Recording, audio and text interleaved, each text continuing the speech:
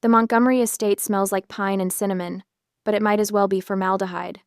I stand in the center of the living room, my fingers gripping a cream-colored gift box wrapped in silk ribbon, and I can't stop staring at what's inside.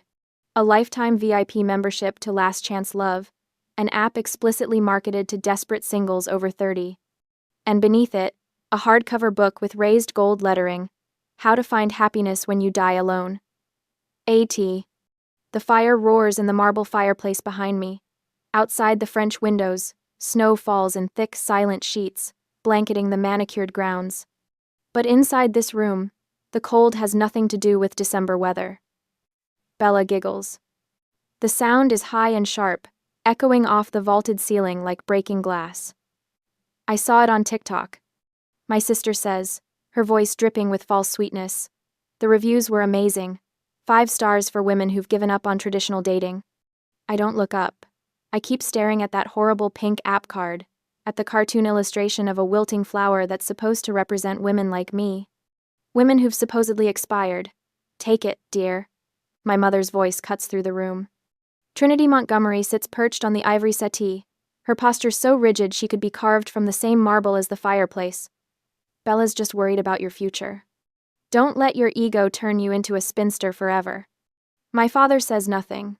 Richard Montgomery stands near the bar cart, swirling bourbon in a crystal tumbler, studying the amber liquid like it holds answers he's not interested in sharing with me.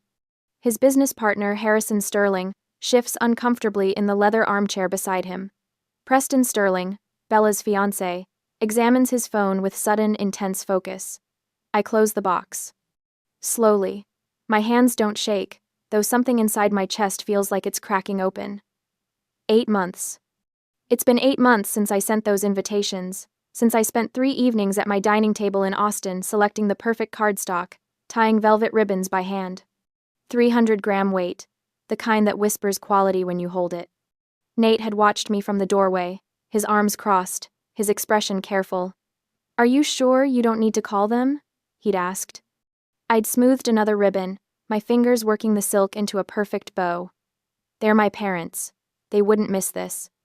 The memory sits in my throat like a stone. I delayed the ceremony for 30 minutes, staring at those 2 empty chairs in the front row, reserved for Dad, reserved for Mom. The signs I'd painted myself on small wooden plaques, decorated with wildflowers because my mother had once mentioned she liked daisies. That was 7 years ago, but I remember. I remember everything they forgot. Well? Bella leans forward on the sofa, her blonde hair cascading over one shoulder in a calculated tumble. Her engagement ring catches the firelight, a 3-carat diamond that cost more than my entire wedding. Aren't you going to say thank you? The words stick in my throat. Part of me wants to scream. Part of me wants to run out those massive oak doors like I've done so many times before, drive back to the airport, fly home to Austin where Nate is probably heating up leftover Thai food and wondering if I'm okay. But I'm so tired of running. Harrison Sterling clears his throat. "Perhaps we should move on to dinner," he suggests, his voice carefully neutral. I believe the caterers have everything ready in the dining room. Bella's smirk widens. She knows she's won this round. She always does. Except this time, something inside me doesn't break. It snaps.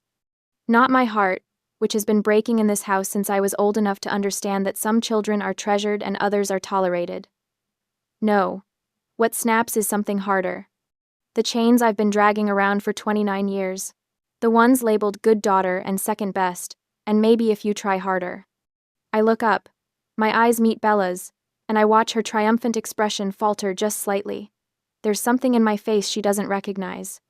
Something cold and clean and final. "Thank you, Bella," I say. My voice comes out smooth, almost pleasant.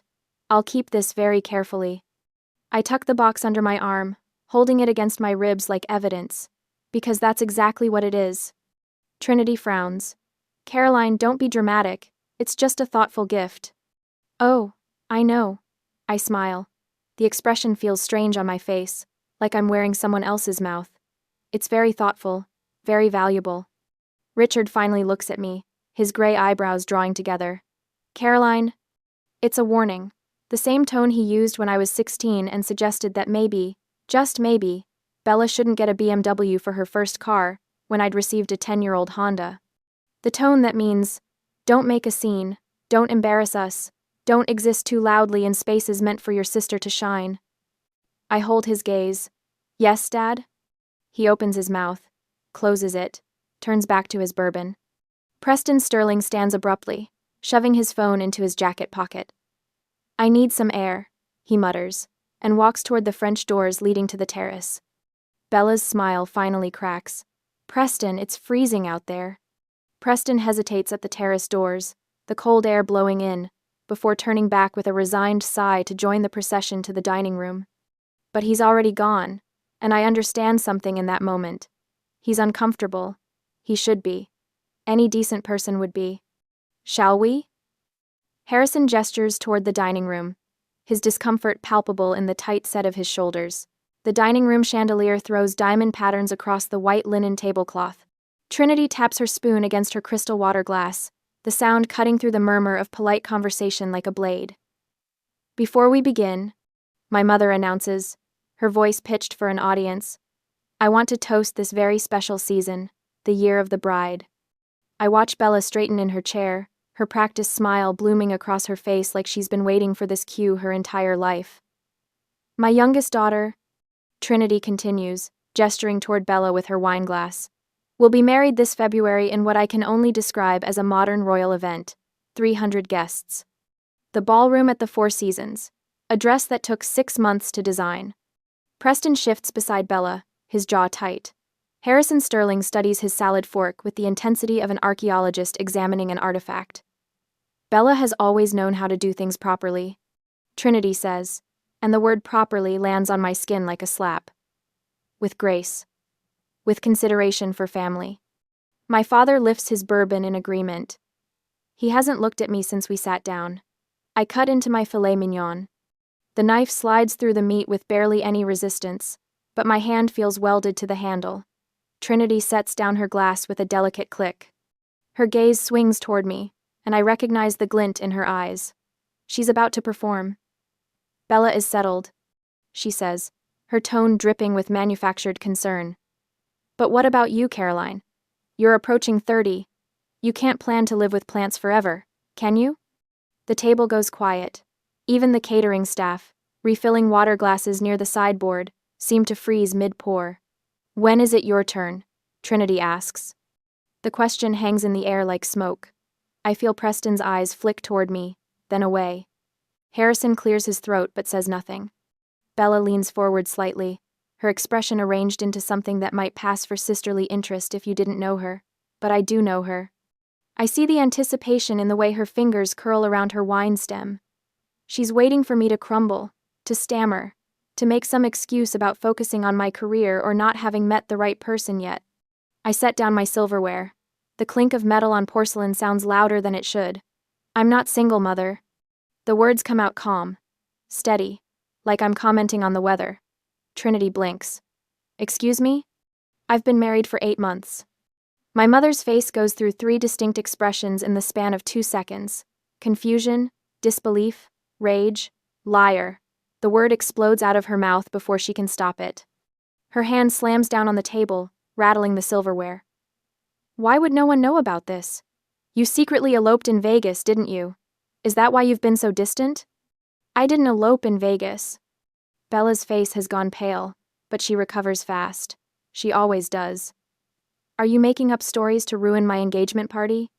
Her voice cracks perfectly, hitting that sweet spot between wounded and incredulous.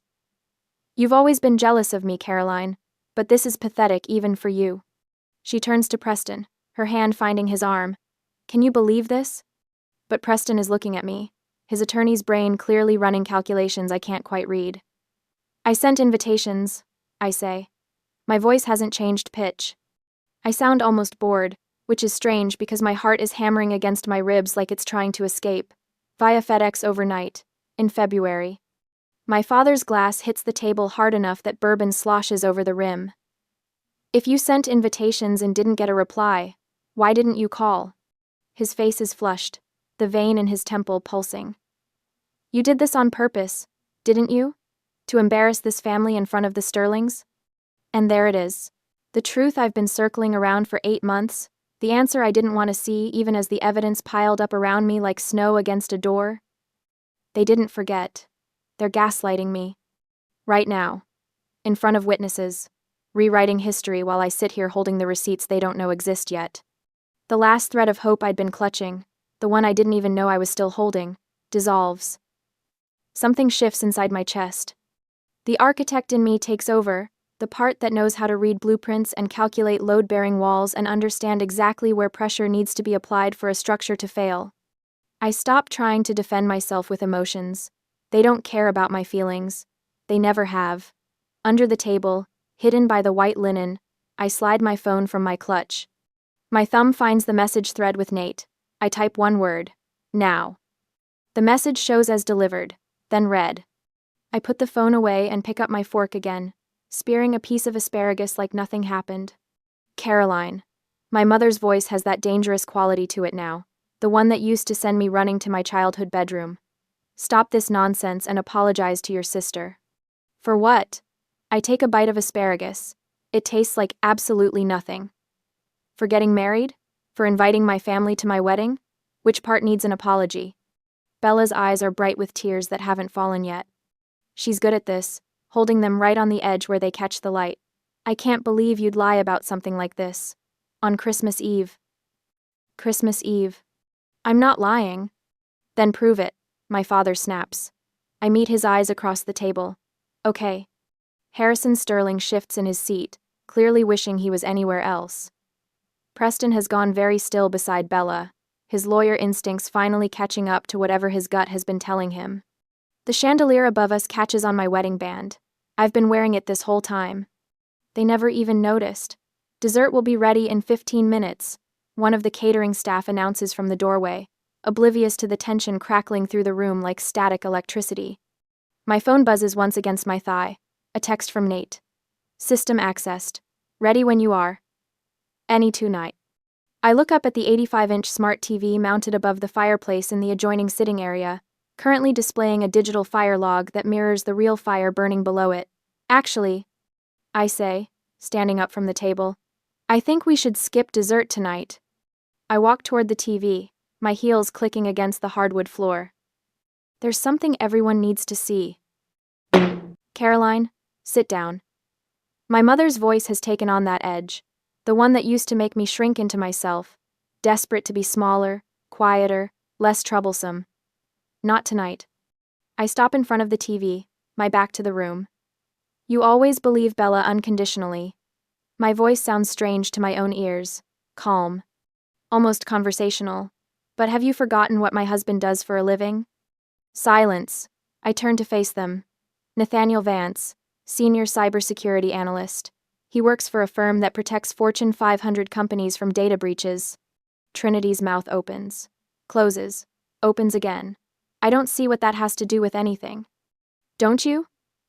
I pull my phone from my clutch, holding it up so they can see the screen. 3 letters glow there. Now. Sent 18 minutes ago. Delivered. The TV screen behind me flickers. Bella's head snaps up, her tears forgotten. What are you doing? The virtual fire log cuts out.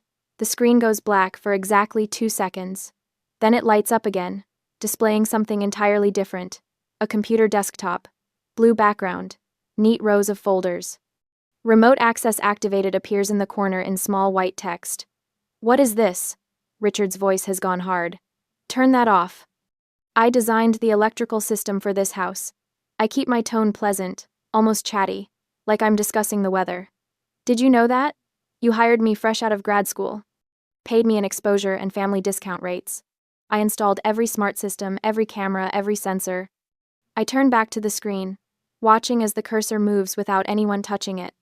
Nate, working from our home office in Austin, his fingers flying across keys 2,000 miles away. The admin password was never changed. I continue. I recommended you change it. Remember?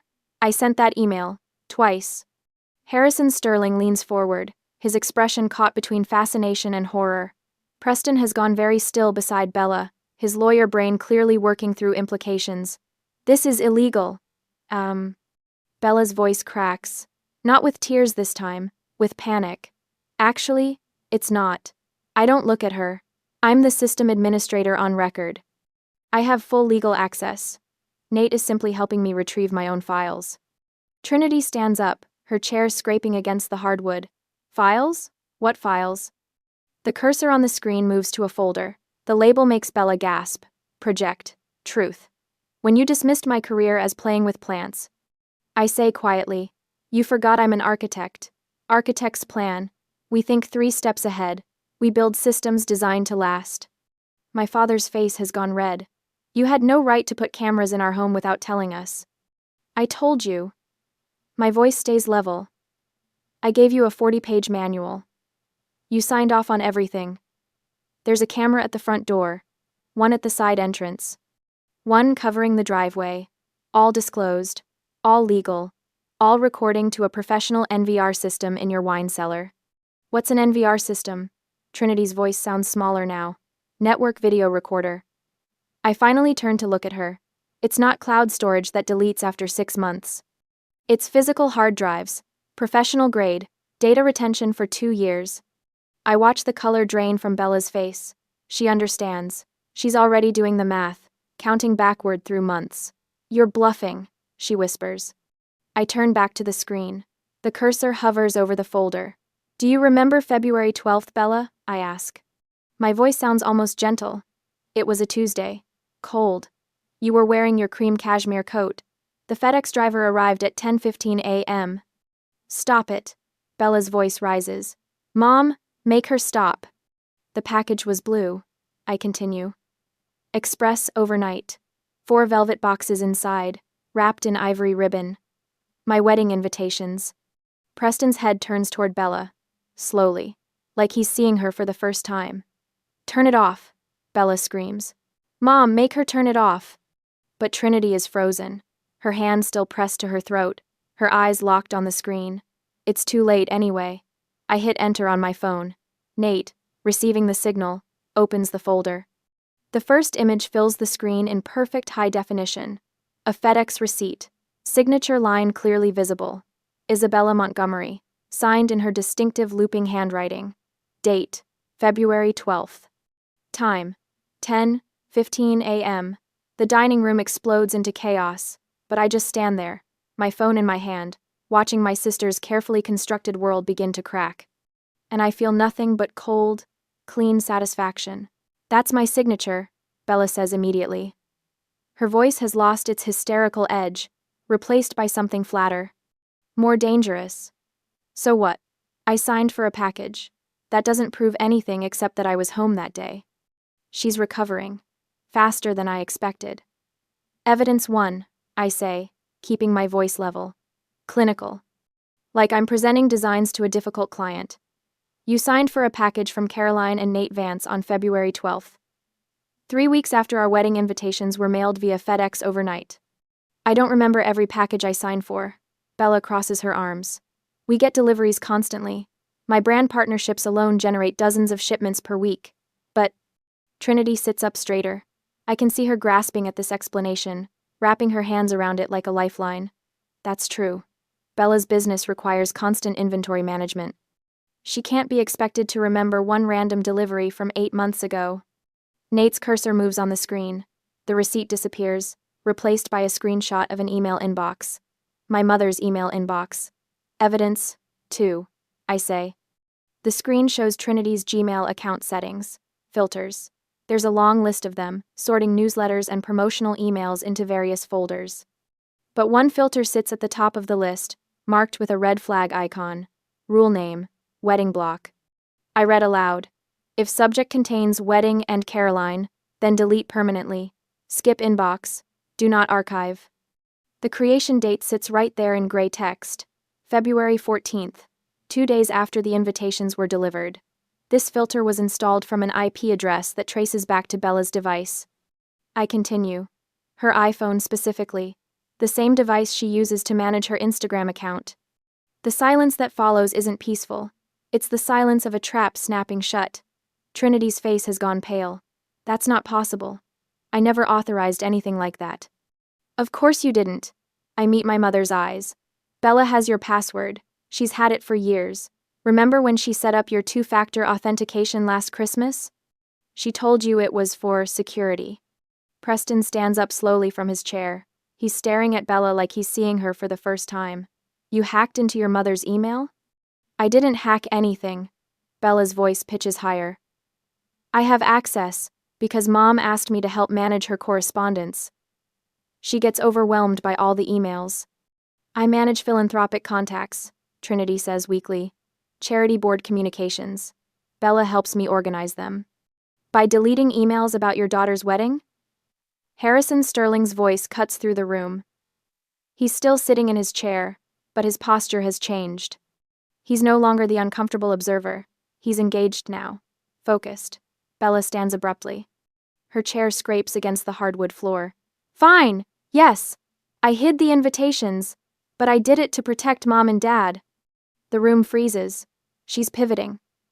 I watch it happen in real time, the way her expression shifts from defensive to aggrieved. Her eyes fill with tears. Her voice shakes, but not with fear. With righteous indignation. You sent those invitations last minute, she continues, voice trembling. For some shabby vineyard in Texas.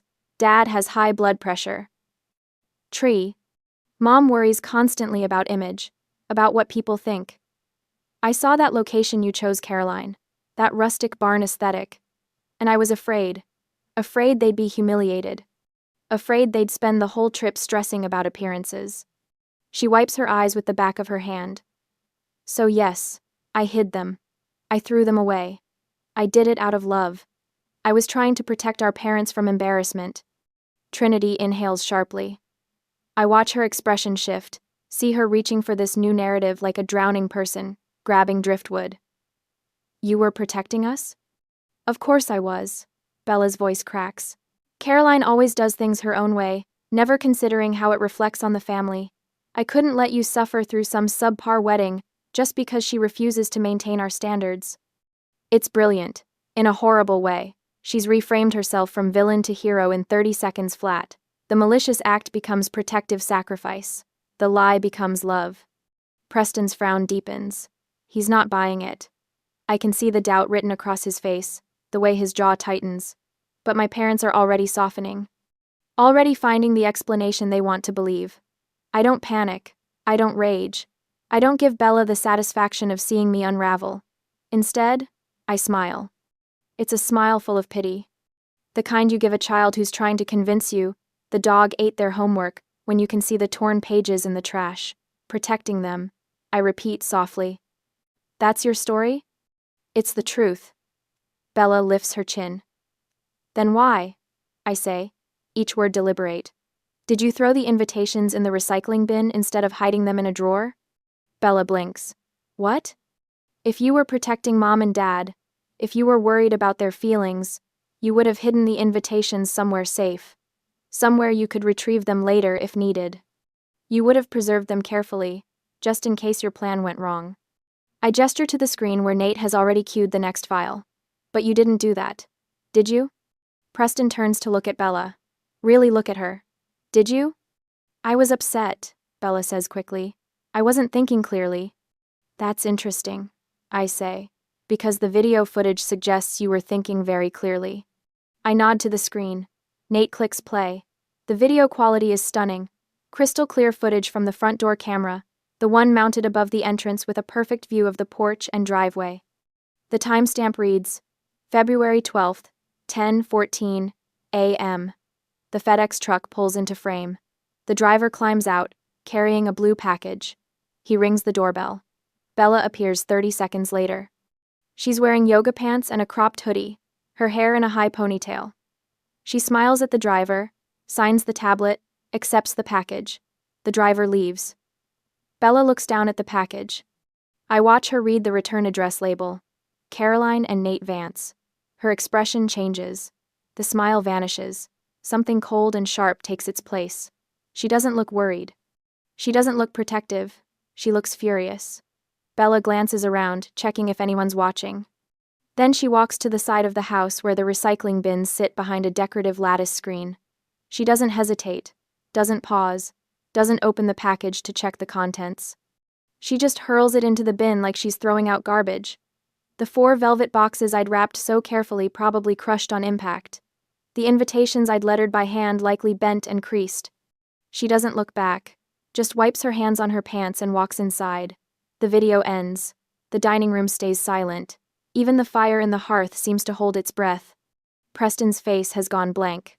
Carefully, deliberately blank. The expression of someone watching their entire future collapse. There's your protection, I say quietly. There's your love. The dining room holds its breath.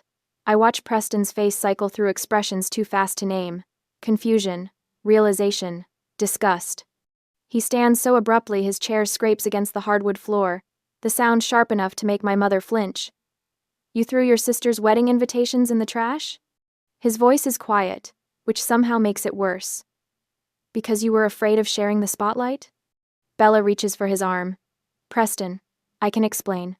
He jerks away from her touch. You gave her a book about dying alone when you knew she was married?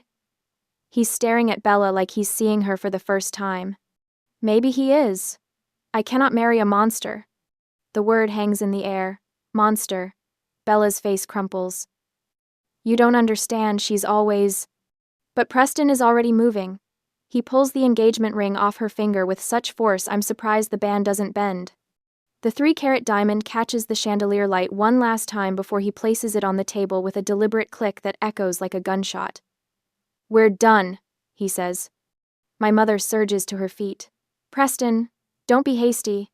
Bella made a mistake, but surely... A mistake? Preston's laugh is harsh. Mrs. Montgomery, your daughter committed mail tampering. She sabotaged her own sister's wedding. She lied to my face for 8 months. He shakes his head.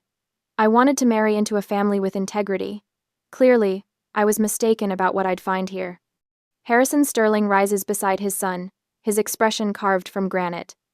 He turns to my father, who hasn't moved from his seat, whose face has gone the color of old newspaper.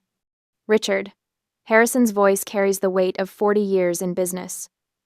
I've always believed that a man who cannot manage his household cannot manage a business. My father's bourbon glass pauses halfway to his mouth. Your daughter is deceitful. Harrison gestures toward Bella. Your wife enables her. He looks at my mother, whose mouth opens and closes soundlessly. And you are irresponsible. His gaze settles back on my father. The merger project next month? Consider it cancelled. Sterling Group will not do business with the Montgomery family. The words land like physical blows. I watch my father's face drain of what little color remained. That merger was supposed to be his crowning achievement, the deal that would cement his legacy. $50 million in contracts. A partnership that would have doubled his company's reach. Gone. Harrison, please. My father finally finds his voice. We can discuss this privately. Surely. There's nothing to discuss. Harrison places his hand on Preston's shoulder. We're leaving. Bella explodes from her chair. This is your fault. She whirls on me, her face twisted with rage. You ruined everything. I'll destroy you. I'll tell everyone what you did, how you manipulated. No. The word comes out soft, but it stops her mid-sentence. I stand slowly, smoothing my dress. You won't. Watch me. Bella's voice climbs toward hysteria. I have 2 million followers. I know Massachusetts law prohibits secret audio recording. I keep my voice level, conversational. So the video of tonight's dinner stays private. I won't publish it. Bella's expression shifts toward triumph, thinking she's found an escape route. However, I pause, letting the words settle. The CCTV footage of you dumping that FedEx package? That's evidence of federal mail tampering. Title 18. United States Code. Section 1708. Up to 5 years in federal prison.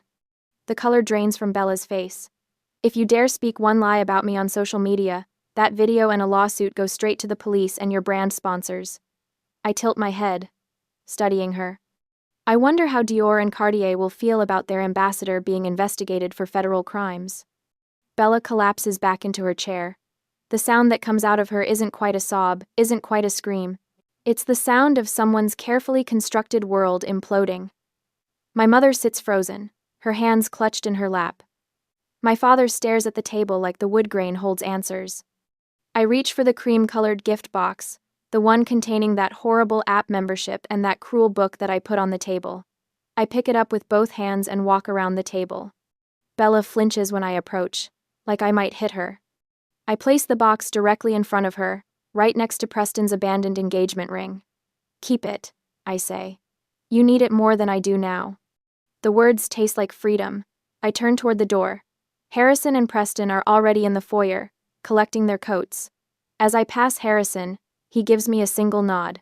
Respect, maybe. Or approval. It doesn't matter which. Behind me, I hear my mother's voice, thin and desperate. Caroline, wait. We can fix this. We can, But I'm already walking. Through the foyer, past the marble staircase where Bella and I posed for Christmas photos as children, through the massive oak doors that close behind me with a final, definitive thud. The December air hits my face like cold water. Clean, sharp, real. My Uber is waiting at the bottom of the circular drive, exhaust puffing white in the freezing air. I climb into the back seat, and the driver glances at me in the rearview mirror. Logan Airport, I confirm. As we pull away, I allow myself one look back at the Montgomery estate. Every window blazes with light, but from here, it looks empty. A beautiful shell with nothing living inside. I pull out my phone and video call Nate. His face fills the screen, and the knot in my chest finally begins to unwind. His hair is messy, like he's been running his hands through it. His eyes search mine. Is it done? He asks. It's done. Mom's heating up soup for you. His smile is soft, warm, everything that house wasn't. Let's go home. Home. Not the place I was born, but the place where I'm loved. Yeah, I say, and my voice only shakes a little. Let's go home.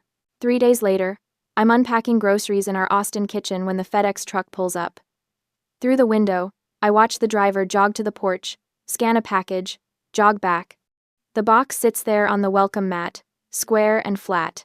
I know what it is before I open it. I can practically smell my father's desperation through the cardboard. Inside, a check. $50,000. The number seems obscene, written in my father's careful architect's print. The note is brief, typed on his business letterhead like this is just another transaction. I'm sorry. Please stay silent about the contract. I stand there in my kitchen, holding $50,000, and I think about the girl who would have cashed this check, the one who showed up on Christmas Eve still hoping, the one who saved their chairs at her wedding. She's gone. I tear the check in half, then quarters, then confetti. My phone is already in my hand. I arrange the pieces on the granite counter, photograph them, open the family group chat. 3 people. Mom, Dad, Bella. I type, I don't sell my silence. I'm gifting it to you for free, as a parting gift. Do not contact me again. My thumb hovers over the send button for maybe 3 seconds. Then I press it. The message shows delivered. Then read. Someone starts typing. Stops. Starts again. I don't wait to see what they'll say. I scroll to the top of the chat, tap the settings icon, and find the words I've been looking for. Leave group. Are you sure? I've never been more sure of anything. Leave. New Year's Eve arrives wrapped in Seattle rain and the smell of Meredith's famous pot roast. Nate's family crowds into their living room, laughing, arguing about what movie to watch before the countdown. His sister steals the remote. His nephew spills grape juice on the carpet. His mother hugs me tight, and I feel the weight of the sapphire brooch on her coat pressing against my shoulder. Real, solid, an actual heirloom passed down with love instead of obligation. Come on, Nate says, taking my hand. Let's get some air before the fireworks. We step onto the back porch. The Space Needle glows in the distance, and the city hums with celebration. Nate wraps his arm around my waist, and I lean into him, breathing in rain and cedar and freedom. Any regrets? He asks quietly. I think about the empty chairs, the hidden invitations, the cruel gift, the check torn into pieces. Not one. The first firework explodes overhead, gold sparks against black sky. Nate's family cheers from inside, and through the window I can see them raising glasses, pulling each other into hugs. I'm not the Montgomery daughter anymore. I'm Caroline Vance, architect of landscapes and now, finally, architect of my own life. I cleared the weeds. I burned out the rot. And here, in this garden I chose, something real is growing.